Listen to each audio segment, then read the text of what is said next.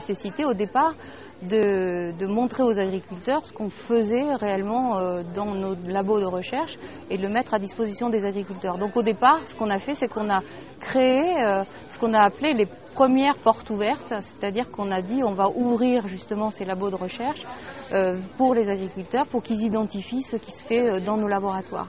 Et très vite, bien sûr, on s'est rendu compte que les recherches, elles étaient faites à partir d'innovations issues de l'agrofourniture, issues des fabricants de semences, du machinisme, des sociétés phytosanitaires. Et donc là, l'objectif, c'est qu'on les a associés à ces portes ouvertes en disant écoutez, venez avec nous et venez montrer aussi vous vos recherches. Et c'est comme ça que sont nées les culturales il y a à peu près 20 ans. On a pris l'option de faire ça tous les 2 ans parce que effectivement, pour pouvoir montrer aux agriculteurs les dernières innovations ou les certaines évolutions, on a considéré qu'il nous fallait quand même 2 ans d'intervalle pour pouvoir chaque fois présenter des innovations aux agriculteurs.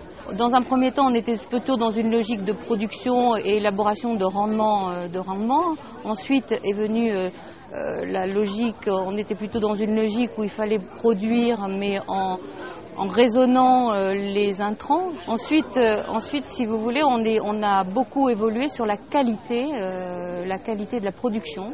Donc tout ça parce que on s'est vite aperçu qu'on produisait une culture pour un débouché et que ce débouché, il était demandé par l'aval, c'est-à-dire les gens de bout de filière, c'est-à-dire les fabricants de bière, les fabricants de pâtes, les fabricants de pain. Et ces gens-là avaient besoin d'améliorer la qualité du produit fini. Et automatiquement, donc, ça induisait des exigences qualitatives au niveau de la production. Donc, on a proposé aux agriculteurs des itinéraires culturaux qui leur permettaient de proposer des qualités spécifiques pour les différentes filières. Et puis là, aujourd'hui, on est dans une logique très importante. On est à la croisée des chemins dans la mesure où aujourd'hui l'agriculture s'ouvre à des nouveaux débouchés. Aujourd'hui, on produit, mais on va produire pour l'alimentation, on va produire pour des débouchés non alimentaires. Et dans ces débouchés non alimentaires, on va trouver la production d'énergie, la biocombustion, la production de biocarburants et la production pour la chimie végétale. Donc voilà un petit peu l'évolution, production, qualité et nouveaux débouchés aujourd'hui, et toujours et de plus en plus dans une logique environnementale, dans des conditions environnementales très très importantes et très exigeantes justement pour la planète.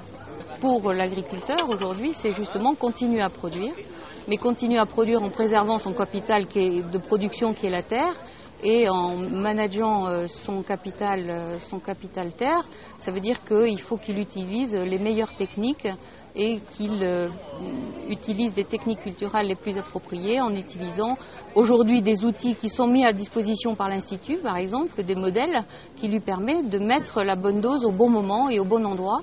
Aujourd'hui, on utilise des modèles associés à la météo qui permettent de prévoir l'arrivée de la maladie et donc de ne plus faire de traitement systématique.